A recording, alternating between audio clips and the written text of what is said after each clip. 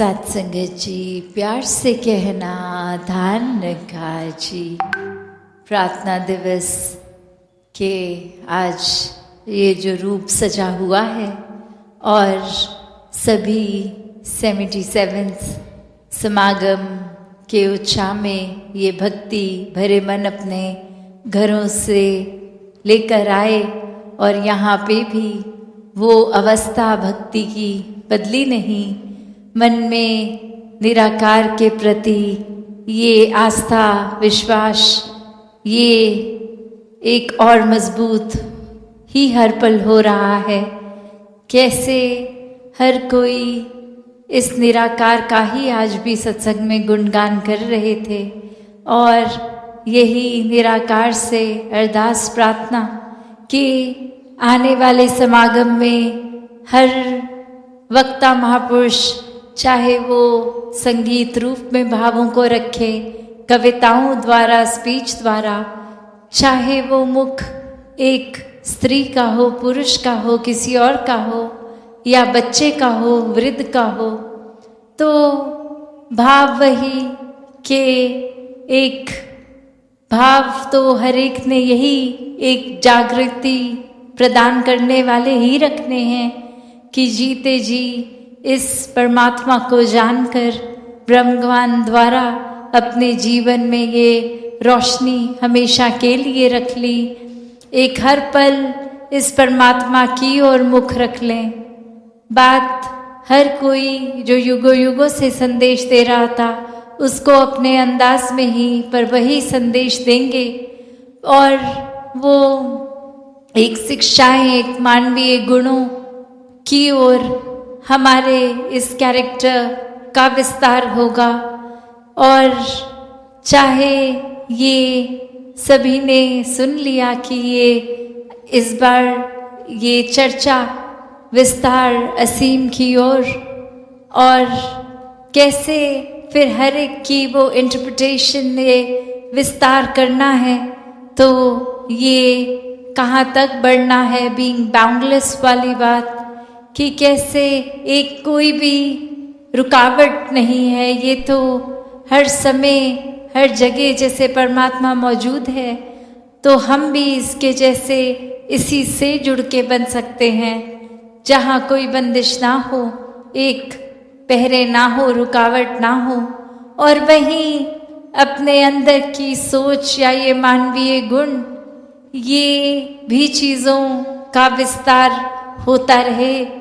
जीवन में अच्छाइयों की तरफ ही एक विस्तार होता जाए तो दातार हर एक पे जहाँ ये कृपा भी बना के रखे कि एक चेतनता की भी जो बात सुनी कि अक्सर अपने घरों से दूर से आके भी अगर सत्संग पंडाल में बैठ भी गए पर ध्यान ही इधर उधर है, वक्ता महापुरुषों की ओर है नहीं, क्या वचन संत बोल रहे हैं वो नहीं सुन रहे, तो फिर आना ना आना एक ही बात है, क्योंकि आके भी मौजूद नहीं हुए, ये ध्यान तो भटका रहा।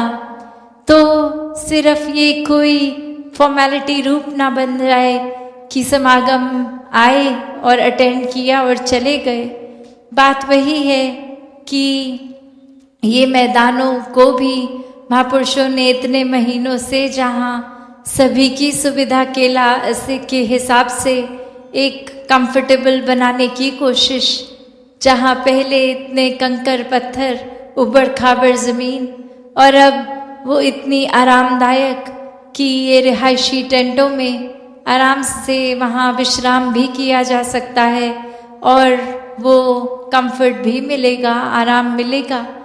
तो ये प्रयास, ये इतना हम जो देखते हैं, चाहे वो लंगर हो, टॉयलेट्स हों, ये हर जगह एक कन्वीनियंस के हिसाब से इलेक्ट्रिसिटी, ये बल्ब्स, तो ये सब बेमायने रह जाती हैं अगर हम आकर कुछ ग्रहण ही नहीं करके गए। जो समागम पे आने से पहले अवस्था थी वही अगर समागम के बाद होगी तो ये चेतनता फिर से हर एक ने अपने अंदर रखनी है कि ये फायदा तो तभी होगा जब हर पल उन वचनों को सिर्फ कानों तक ही नहीं, मन से भी श्रवण करके जीवन में उतारें। और अक्सर ये भी बात आ जाती है कि जहाँ इतने सारे महापुरुष इकट्ठे बैठते हैं, तो अगर ये एक कारण और ज़्यादा अपनी भक्ति को स्ट्रेंथन करने क्या होना चाहिए, ना कि डिस्ट्रैक्शंस का, कि अभी तो बहुत महापुरुष पंडाल में हैं, लाइनों में हैं, तो हम अपने टेंटों में ही रहते हैं, हम इतनी टेंट से पंडाल तक की यात्रा नहीं करते। तो बात फिर वही कि अगर तो कोई शरीर में पीड़ा है, कोई एक उस तरह से, उस लिहाज से, तो उसके भी इंतज़ाम किए जा सकते हैं। एक वो सुविधा रहती है संतों को पंडाल तक, उस तरह भी अगर चल फिर नहीं सकते तो पहुंचा दिया जाए। पर ये स्वस्थ होने के बावजूद भी सिर्फ आलस मात्र है कि यहाँ आवाज़ तो अब पड़ ही रही है कानों में, तो फिर संतों के बीच सत्संग पंडाल में क्यों जाया जाए। तो ऐसे भाव से दूर रहना है। एक वाक्य ही सत्संग को सत्संग की तरह करना है। सिर्फ ये नहीं कि आए, एक पिक्चर्स खींच ली, एक वीडियोस बना ली, कैंटीन, लंगर, प्रदर्शनी इत्यादि सब कर लिए, पर महापुरुषों के भावों को ही सुना नहीं, ग्रहण नहीं किया। तो ये सब चीज़ें एक एक्सटेंशन है, उस तरह से एक सत्संग का एक आगे विस्तारित रूप है, पर मूल ये सत्संग ही है। ये समागम में ये भावों को हर एक के जहाँ सिर्फ मन में ही बसाना नहीं, बल्कि वो अपने जीवन को मोल्ड उस तरह करना है कि कुछ भी जो भी वचन पढ़े, ये अगर खुद हम अपने अंतर्यामी हैं तो देख लें कि कहाँ एक जीवन में कौन सा गुण अभी नहीं आया, और उस गुण को पकड़ के ये कोशिश के अपने एक जीवन में परमानेंट तरीके से उस गुण को बांध लें। सिर्फ एक कुछ पल के लिए नहीं कि कोई महापुरुषों ने कुछ कह दिया और एक वो छोटे समय तक की मोटिवेशन की तरह ही रहा कि अभी सुना है, कुछ देर तक असर रहेगा, और फिर ये असर कुछ समय में फीका हो जाएगा और जीवन से वो गुण कुछ देर के लिए आके ठहरा भी तो पक्का ही नहीं हो पाया। तो यहाँ बात सिर्फ ये नहीं कि ये बातें, ये भाव तो अनमोल हैं ही। हर एक संत ने कुछ ऐसा सिखाना है जो जीवन वाक्य ही एक इस तरह बदल सकता है कि ये और ज़्यादा इस परमात्मा के जैसे बन सकें। वो मोती तो बिखरेंगे पर चुनना तो हमको है। वो चेतन होकर वो दिलों को तंग दायरे में नहीं रख के एक खोलकर एक ये जजमेंट्स ना पास करते हुए कि कौन बोल रहा है, इनका पर्सनल जीवन कैसा है कैसा नहीं है, पर क्या वचन आ रहे हैं वो हमारे सुधार के लिए आ रहे हैं, वो वचनों को पकड़ना है। अपने जीवन में एक भक्ति के पहलू को और बढ़ाना है। तो आज के ये समागम का भी नाम अगर प्रार्थना दिवस है, तो यही कि हम अगर पहले से ही सोच के जाएंगे कि सारे गुण हम में हैं, हम तो सीखे सिखाए हैं, फिर तो ये समागम का लाभ या उस लिहाज से किसी भी सत्संग का लाभ तो हम ले नहीं पाएंगे। ये तो सिर्फ प्रार्थना ही बनती है इस निराकार से कि एक पूरी तरह ये गुणों को भी जहाँ अपना सकें और अपने अंदर के सुधार की यात्रा एक एंडलेस यात्रा हो, ये कायम ही रहे। और ये जो भाव भी कि अपनी ज्ञान की समझ का विस्तार, अपने अंदर प्यार का विस्तार, अपने अंदर ये फिर करुणा भाव हो, दया हो, क्षमाशीलता हो, ऐसे ना जाने कितने भी गुणों की चर्चा कर लें तो वो सिर्फ गुणों को छू कर एक छोटे दायरे तक नहीं, उनका विस्तार करना है। और वही ये जो बात हम अक्सर सुनते हैं कि संसारिक रूप में तो हम कोई चीज़ अगर खा लेते हैं या कोई भी चीज़ जो ज़्यादा हो जाती है तो बोलते हैं कि वो चीज़ नुकसान करती है, ये उसको बंदिश में किया जाए एक छोटे एक अपनी लिमिट्स के अंदर तो ही फायदा है, वरना वो नुकसान करती है। पर भक्ति से जुड़े हर पहलू, चाहे वो इस निराकार के रंग में रंगना हो, चाहे वो प्यार की बात हो, एक अन्य कोई भी गुण पकड़ लें, ये तो फिर ना खत्म होने वाला ही दायरा है, ये असीम का दायरा है। तो ऐसे ही अपने मनों के भावों को एक इतना विस्तार दें, ये पॉजिटिव भाव ही मन में बसे, हर दिशा तक ये दायरा एक उस तरह जाए कि जहाँ एक लगे भी मन को, शरीर को कि हमने काफ़ी मेहनत कर ली है इस पहलू पे, पर ये तो फिर और गहरा ही है, ये तो एक असीम की ओर ही है। तो अपनी ग्रोथ को भी ये विस्तार हमेशा करते रहें, वो चाहे फिर अपने एक जहाँ तन मन धन परमात्मा का है, एक शरीर का ध्यान रखना भी एक फिजिकल फिटनेस की भी बात है, या वो एक अपनी स्पिरिचुअल ग्रोथ, ये आध्यात्मिक एक अपना उस तरह दायरे को बढ़ाने की बात, या फिर एक मन की अवस्था की कैसे पल पल में ख्याल इधर उधर भागते हैं या किसी की बात का असर ले लेते हैं, या अपने दिमाग से ही खुद कुछ ऐसी बात बना लेते हैं कि अपने मन को खुद ही खराब कर लेते हैं। तो जहाँ वो बात भी है कि ये अगर विस्तार बाहर की ओर उस डायरेक्शन में है, तो ये विस्तार अपने अंदर, ये भीतर भी परमात्मा ही है, इस तरफ अपने अंदर ये इंट्रोस्पेक्शन करते हुए एक अपने अंदर भी मंथन करें कि ये हम किस दिशा में जा रहे हैं।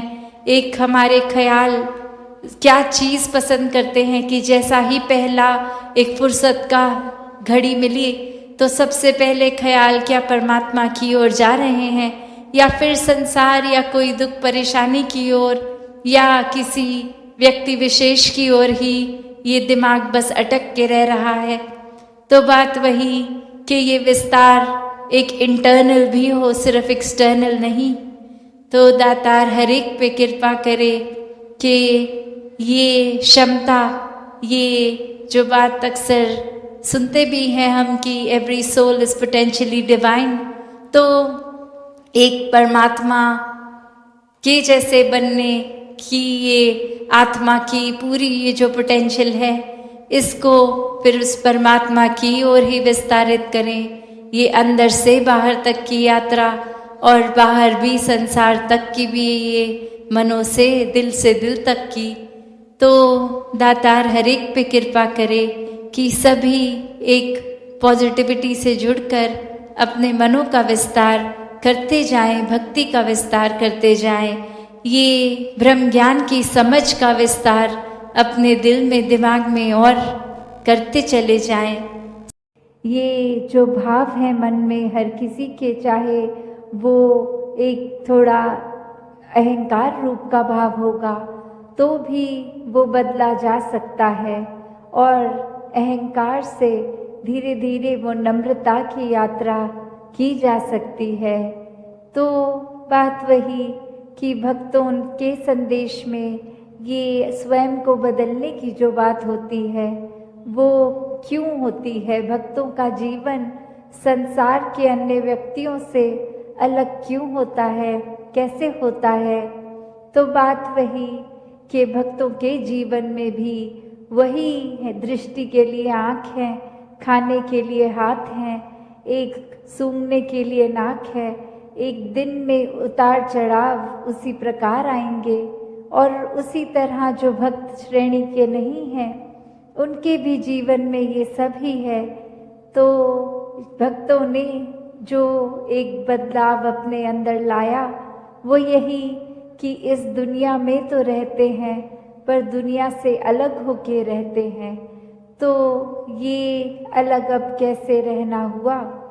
ये ब्रह्म ज्ञान द्वारा जब इस परमात्मा को पा लिया, देख लिया, इसके प्यार में एक पूर्णता से खचित हो गए, तो कैसे एक अपने आप को हर पल इस परमात्मा के एहसास में रहने वाला वो भाव भक्तों के जीवन में आ गया।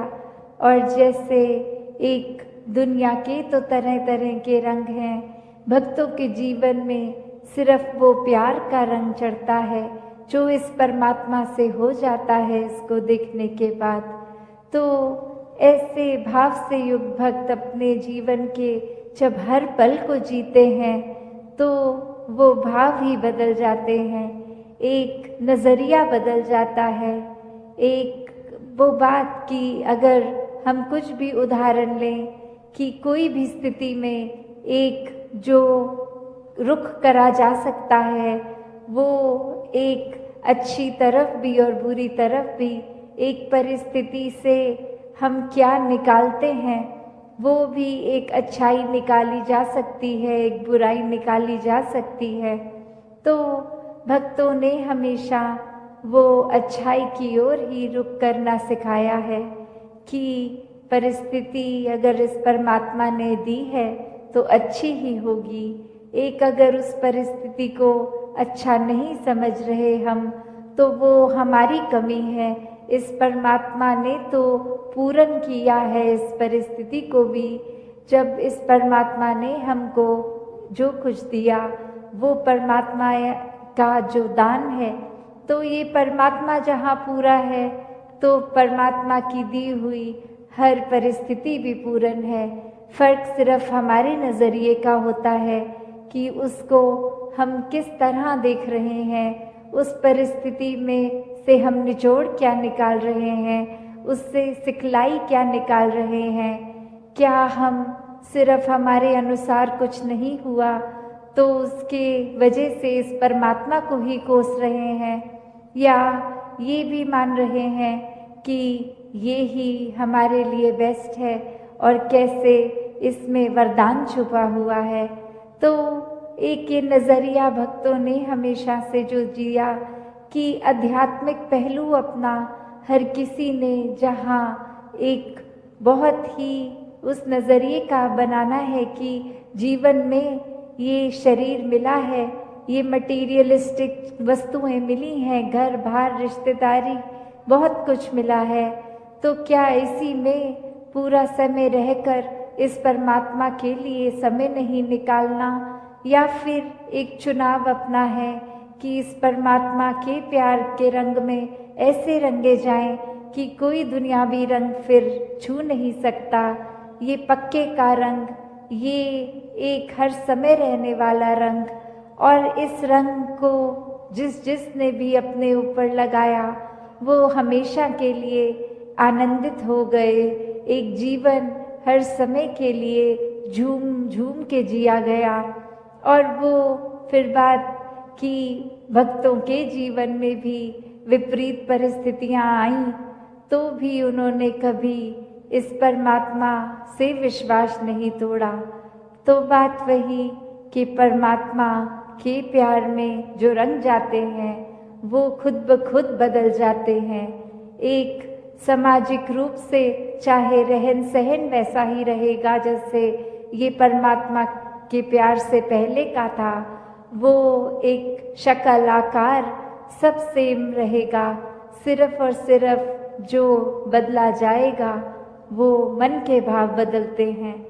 तो ऐसा ही बदलाव हर किसी के जीवन में मुबारक बदलाव होता है कि ये एक संसार में जितने भी अलग अलग प्रकार के चाहे इंसानों के साथ मुलाकात होनी, और वो एक अलग अलग कल्चर बैकग्राउंड, दिखने में अलग, खान पान अलग, सब तरह से वो एक डाइवर्सिटी रूप, और कैसे वो होने के बावजूद भी सब परमात्मा के साथ जो एकत्व के बंधन में हैं, तो हर एक को एक दूसरे में परमात्मा ही नजर आता है।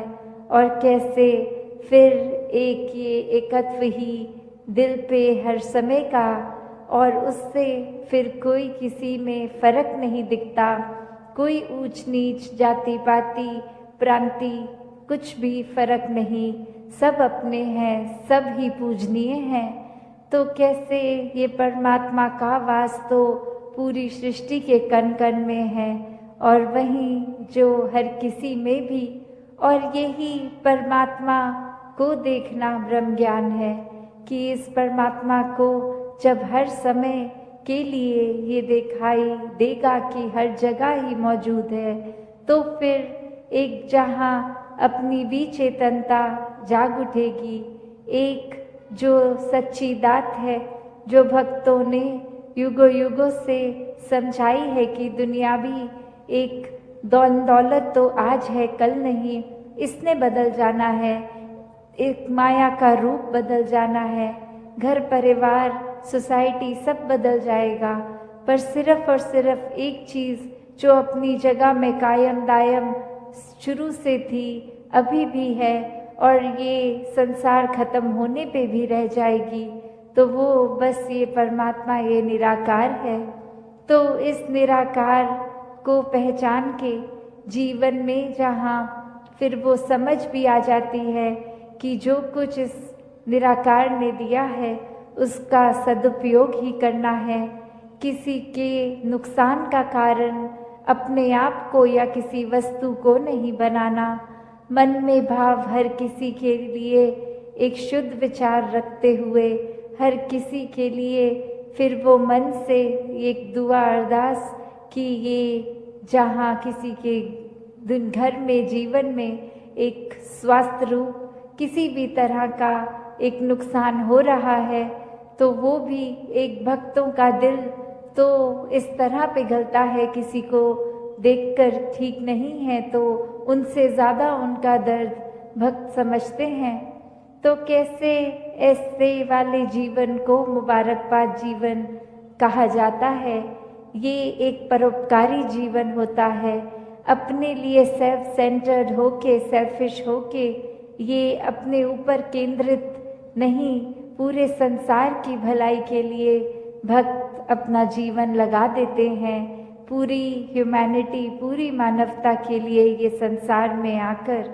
तो कैसे जहाँ एक मन में भी भाव होते हैं कि ये एक समान अगर नहीं भी कोई दिख रहा, पर सब ही एक है, तो भाव वही कि भक्तों ने युगों से ये जो संदेश दिया है कि कैसे इस परमात्मा को जानकर फिर अपने जीवन में बदलाव आ सकता है कि इंसान बनो।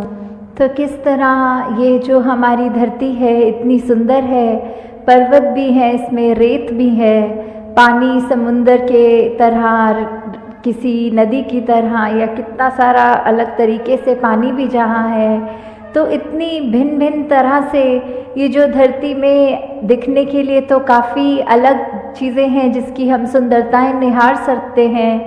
तो इसको खूबसूरत ये जो बना रहा है, अगर हम हर एक के गुण भी देखें कि ये जो कुदरत है उसमें अगर जहाँ पहाड़ की जिक्र आ रहा है, तो पहाड़ वो कितना ऊंचा, कितना मजबूत, कितना उसमें एक हाइट भी होती है।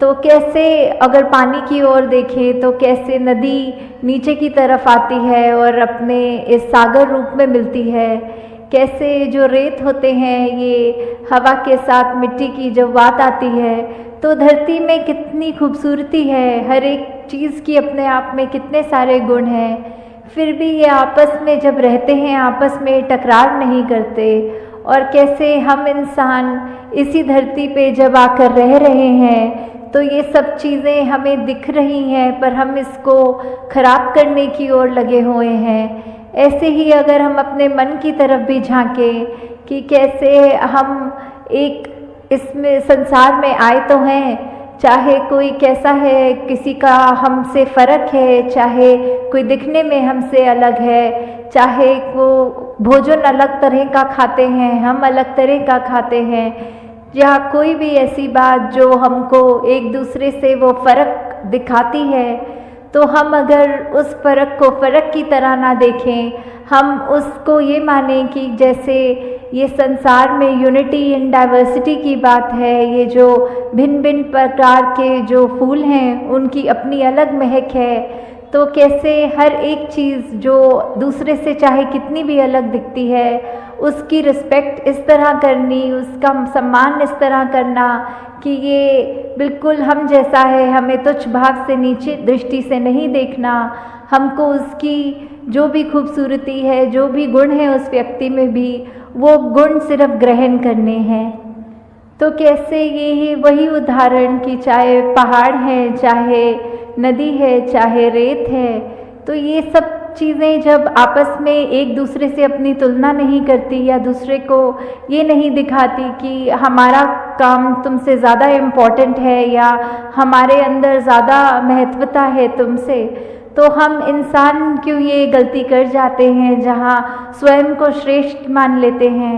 अगर उदाहरण के तौर पे हम अपने हाथ की ओर भी देखें तो हर उंगली दूसरी उंगली से अलग हाइट की है। अगर हम कोई कार्य कर रहे हैं तो जैसे अगर हमें कोई कुल्हाड़ी या कुछ पकड़ना है तो पूरी मुट्ठी का काम उससे आता है। अगर हमें भोजन करना है तो हमारी 3 उंगलियों का ही काम आता है। अगर हमें फ़ोन पे टच स्क्रीन पे मैसेज करना है तो वो सिर्फ अंगूठे से ही काम हो जाता है। तो हर चीज़, हर उंगली, हर कार्य एक अलग महत्वता है हर उंगली की। तो किसी ने अपने हाथ में ये हमें कहा नहीं कि देखो हमारा काम तुमसे ज़्यादा इम्पॉर्टेंट है। तो कैसे हम फिर भी एक कलाई से निकलते हुए ये जो भिन्न भिन्न दिखने वाली उंगलियां हैं हमारे हाथ में, ये जब एकत्व की तरह इकट्ठे एक हाथ में रह सकती हैं, दूसरे को कोई नीचा नहीं दिखाती, फिर भी जो अपना काम है वो पूरी ईमानदारी से करते हैं, तो ऐसे हम ये मनुष्य का शरीर जो हमारा है, तो फिर भी हमारे अंदर वो मनुष्य वाले, मानव वाले गुण क्यों नहीं बस पाते? क्यों हम फिर भी, क्योंकि दूसरा हमसे एक हमारे जैसा नहीं, उससे भेदभाव मन में नफरतें लाद आते हैं? क्यों हम एक सामने वाले व्यक्ति को ऐसे पूजनीय तरीके से नहीं देख पाते? उसकी मिनट मिनट में कोशिश करते हैं कि किसी तरह हम दुनिया के आगे उसकी बेइज्जती कर दें, किस तरह हम उसका इस तरह मजाक उड़ाएं कि अगला रोने को मजबूर हो जाए। तो ऐसे भाव हमारे मन में क्यों हैं? हम इस तरह उस व्यक्ति के अंदर, उसके दिल में ये परमात्मा जो बसा है उसमें हम चोट क्यों पहुंचाते हैं? तो हम अगर यही बात रखें कि किसी ने अपनी, सबकी जो भी इम्पोर्टेंस है वो तो हर एक का कार्य, हर एक को यूनिक है, ये परमात्मा ने हर एक को बनाया है, हर एक की शक्ल अलग दूसरे से है। हालांकि ये जो फिंगरप्रिंट्स की भी बात आती है कि किसी का एक अंगूठे का निशान दूसरे से नहीं मिलता, परमात्मा ने तो हमें इतना खूबसूरत, इतना हमारे अंदर अलग अलग गुण बसाए हैं, तो फिर हम हर एक के उन गुणों को गुणों की तरह ही देखें। उससे नफ़रत करने के लिए, उससे कोई वैर विरोध की मन में भावना रखने के लिए उसको उस तरह देख के या नीचा नहीं देखें। कि कैसे धरती तो परमात्मा ने इतनी सुंदर बनाई है, इतना कुछ है जो हमको कार्य में उपयोग की तरह आता है, इस धरती से ही निकला हुआ, और फिर भी हम इंसान ये धरती को उजाड़ने चले हैं। और उजाड़ा भी हमने कैसे है कि हमारे ये मन से ही ये नफ़रत की बात जब आई, हमारे मन में अच्छे गुणों की बजाय जब हमने ये बुरी बातों पे ध्यान ज़्यादा डालना शुरू किया, तो ये बुरी चीज़ें हमारे मन में, दिमाग में, व्यवहार में इस तरह हावी हो गई कि वो चीज़ें हमारे कर्मों के अंदर अब इस तरह निकलने लगी कि आपस में हमने सिर्फ जहाँ मन में नफ़रत थी तो अब वो कर्म से, अपने हाथों से लड़ाई झगड़ा भी करना शुरू कर दिया। और कैसे ये, चाहे परमात्मा ने धरती तो इतनी सुंदर बनाई, हमने कैसे इसका दुरुपयोग कर दिया, जहाँ हमारे को पेड़ देखें, कुछ भी देखें जो इतने फलदायी हैं, या कैसा पानी नदियों का साफ अच्छा पीने के लिए इंसान का है, तो हमने जहाँ वो पेड़ भी काटने शुरू कर दिए, वो नदी में कचरा डाल के वो पानी पीने लायक भी नहीं छोड़ा।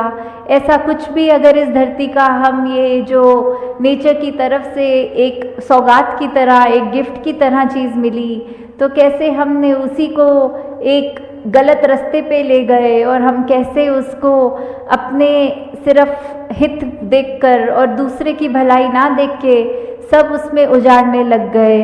और जो ये मानवीय गुण हमारे अंदर हैं, हमने तो वो भी नहीं देखा कि हम किस तरह किसी से व्यवहार कर रहे हैं। हम उसको अगर अच्छी तरह नहीं एक कंसिडर कर पा रहे दूसरे को, तो हमारा कोई ये भी हक नहीं कि उसको चोट पहुंचाएं।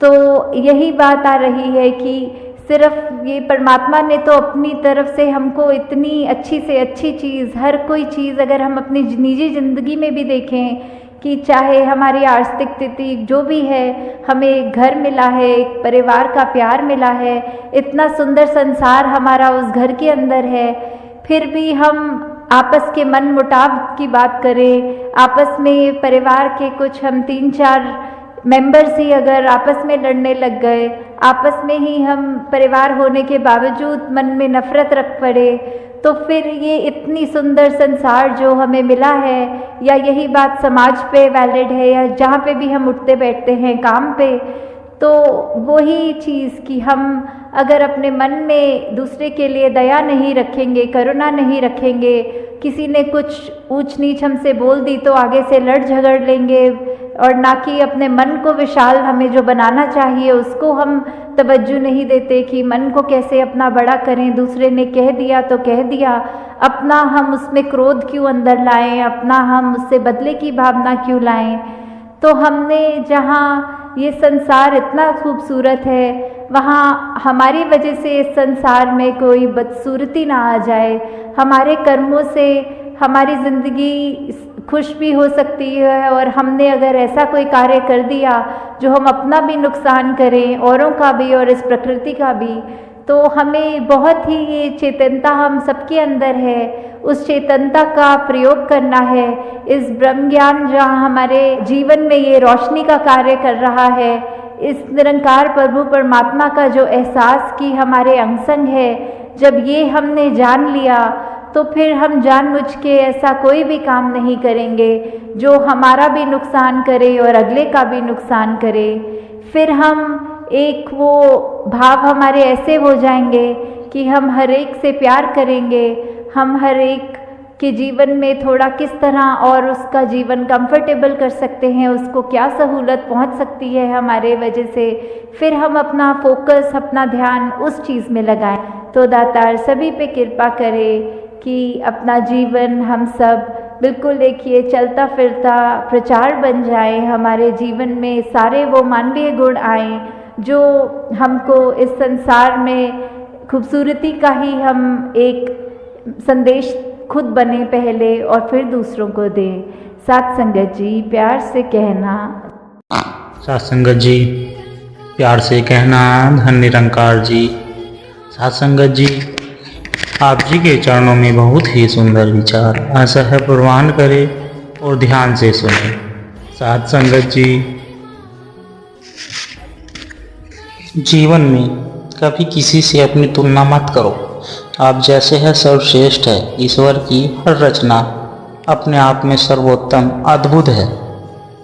भक्त गुरु का देख के माया हरगिज धोखा खाए ना, कहे अवतार बिना गुरु के और उसे कोई भाए ना। साथ संगत जी असी समय का सदुपयोग करते हुए हर पल सेवा सुनना सत्संग का आधार लेना है, ताकि साढ़े अंदर एक बेहतर इंसान बनन दे गुण आ सके। असी ओना गुण नू अपनाउना है जो एक सच्चा मानव बनाउंदा है। असी एना गुण नू अपने के पूरे संसार दे लई एक वरदान साबित हो सकते। साथ संगत जी मन वचन और कर्म से एक बने, प्यार का विस्तार करे, विस्तार असीम की ओर, सोच का विस्तार सोच में केवल निरंकार हो, दिल का विस्तार दिल में बस प्यार ही प्यार हो, भावनाओं का विस्तार भक्ति में मन हमेशा रंगा रहे, सहनशीलता का विस्तार। इतनी सहनशीलता हो कि कोई भी हालात कभी मन को विचलित ना कर पाए। साथ संगत जी, दया का विस्तार। हर प्राणी के लिए मन में दया भाव हो, अपनापन हो। क्षमा का विस्तार। सबको माफ करके गले से लगाए। विशालता को अपनाएं, विराट विशाल हृदय के मालिक बने। नम्रता का विस्तार। दासों का दास वाली आस्था बन जाए कि मैं कुछ भी नहीं, सब कुछ प्रभु निरंकार है। साथ संगत जी, प्रेम का विस्तार। सब में केवल निरंकार नजर आए, गुरु ज्ञान की दृष्टि से सबको देखे, सबका आदर सत्कार करे। साथ संगत जी, मानवता को समर्पित। साथ संगत जी, चैनल करे उत्तम संस्कारों का प्रसार। चैनल से जुड़कर करे ज्ञान आस्था श्रद्धा भक्ति का विस्तार से असीम की ओर प्रभु संग बांधी रहे प्रेम की डोर। दिल का विस्तार, भावनाओं का विस्तार, प्रेम का विस्तार। घर हो जाए मन का विस्तार, तो घट घट में नजर आए निरंकार। तू ही निरंकार, मैं तेरी शरणहा, मैनू बख्श लो। भला करो सबका प्रभु, सबका हो कल्याण। गुरु की शिक्षा पर जो चलता, आनंद से भरपूर रहे। कहे हृदय भय चिंता से कोसों कोसों दूर रहे। हमारे पास जितनी शक्ति है, जितना धन वैभव है, जितनी विधा है, बुद्धि है, इन सबको देने वाला निरंकार प्रभु है। हमने इन पर किसी प्रकार का अभिमान नहीं करना। साथ संगत जी, श्री ईश्वर गीता श्लोक 14 अध्याय 17। अनुराग युक्त स्त्रियों को देखकर अथवा मृत्यु को उपस्थित देखकर विचलित न होने वाला स्वयं में स्थित ब्रह्मात्मा मुक्ति है। जोगी जगम से ज्ञानी गुरु अपार सतदर्शन से क्या बने के लोग गिला। योगी जंगम ज्ञानी विद्वान अत्यंत गुणवान भी यदि आज तन लोभी हो तो परमात्मा का दर्शन प्राप्त नहीं हो सकता। सत्संग जी, कबीर खाड़ी छाड़ी के कंकर चुनी चुनी खाए। रतन गवाए रेत में, फिर पाके पछताए, फिर पाछे पछताए। सत्संग जी कबीर कहते हैं कि मीठी चीनी छोड़कर कंकड़ पत्थर चुन चुन कर खा रहे हैं। इस शरीर रूपी रत्न को बालों में बर्बाद कर अपना पश्चाताप करने से क्या लाभ है। कबीर चुनता कन फिरा, हीरा पाया पाट, ताको मरम न जानिए, ले खाली खाई हाट। संगत जी, कबीर चावल का दाना चुनते चल रहे हैं और उन्हें रास्ते में हीरा मिल गया, किंतु उनका महत्व नहीं जानने के कारण वे बाजार में चूना लेकर खा रहे हैं। सत्संग के बिना ज्ञानी नहीं। कारज उस दे रास करन लई, आके बिच खलो अंदाजा, आके बिच खलो जानदाए, पल बिच अपने भक्ता दे, सारे धाने दो जानदाए। जीता जग बिच कोई ना होवे, उसका मददगार है तू, कहे अवतार जो अंशम वसदा, ऐसा ती बस निरंकार है तू।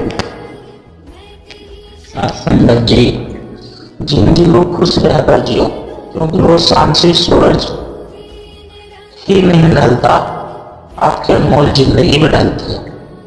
सत्संग सेवा सुमरन तीनों भक्ति के श्रृंगार है। भक्ति पूर्ण होती इनका जब लेते आधार है।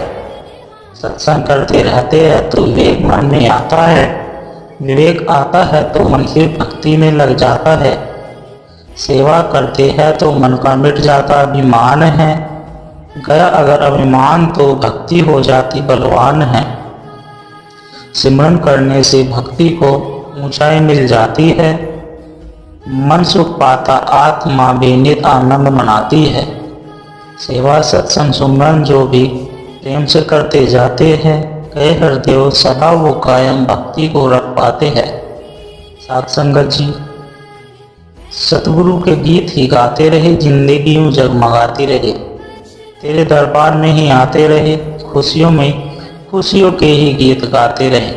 संतजनों के संग मिलते रहे, सभी के चेहरे यूं खिलते रहे। आप अपना काम करते रहे, बाकी सतगुरु की इच्छा पर छोड़ दे और सतगुरु की मेहर का प्यार से इंतजार करें। दीपक बोलता नहीं है, उसका परिचय उसका प्रकाश देता है। ठीक उसी तरह आप अपना काम करते चले जाए, आपका परिचय आपका ही, आपकी द्वारा किए गए कर्म ही देंगे। पैर से कांटा निकल जाए तो चलने में मजा आ जाता है, और मन में अहंकार निकल जाए तो जीवन जीने में मजा आता है। सत्संगत जी, पैर से कांटा निकल जाए। सत्संगत जी, श्री अष्टवक्र गीता श्लोक 13 अध्याय 17। न निंदा करता है और न प्रशंसा करता है, न लेता है न देता है, इन सब में अनासक्त वह सब प्रकार से मुक्त है। सत्संगत जी, सत्संगत जी, प्यार से कहना, धन निरंकार जी।